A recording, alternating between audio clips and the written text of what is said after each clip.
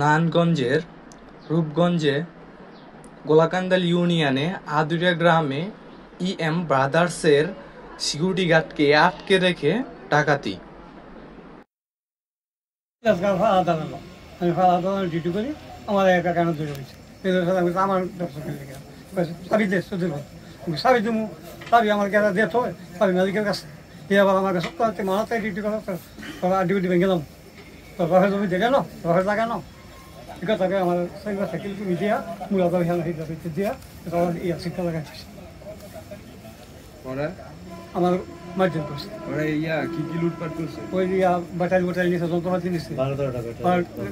কতজন ছিল? হ্যাঁ কতজন ছিল? 7 জন। ওরা কি হাতে কি অস্ত্র ছিল সাথে?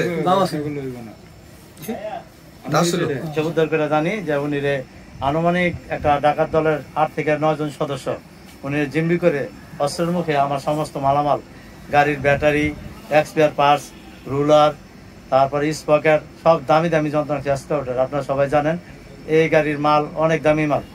আমার 4 থেকে 5 লক্ষ টাকার মালামাল নিয়ে গেছে এবং আমার পাহারাদেরকে হুমকি দিয়ে গেছে যে এই জায়গাতে পাহারাদেরকে আমার পূর্ব শত্রুতা আছে বিভিন্ন কারণে।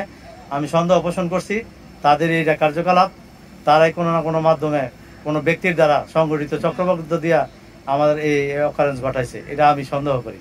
তাই আমি প্রশাসন এবং সমস্ত প্রশাসনিক কর্মকর্তা বা ঊর্ধ্বতম কর্মকর্তার কাছে আমার এই সঠিক তদন্তের মাধ্যমে সঠিক বিচার দাবি করছি।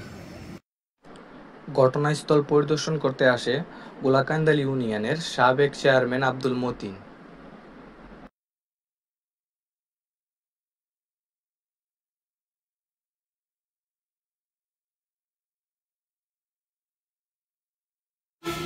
আসলে আমরা যে স্বাধীনতা পেয়েছি এই স্বাধীনতাকে নস্যাৎ করার জন্য একটা কুচুক্তি মহল যেভাবে রাতের আধারে বিভিন্ন প্রতিষ্ঠানে বিভিন্ন বাড়িতে ডাকাতি চুরি করা শুরু করেছে, এটা আসলে স্বাধীনতাকে নস্যাৎ করার জন্য। আমি মনে করি যে আগে যে যারা জবরদখল করে বিভিন্ন মেল প্রতিষ্ঠান রেখেছে ওরা এখন বিতাড়িত হয়ে রাতের আধারে এই কাজগুলো করতেছে।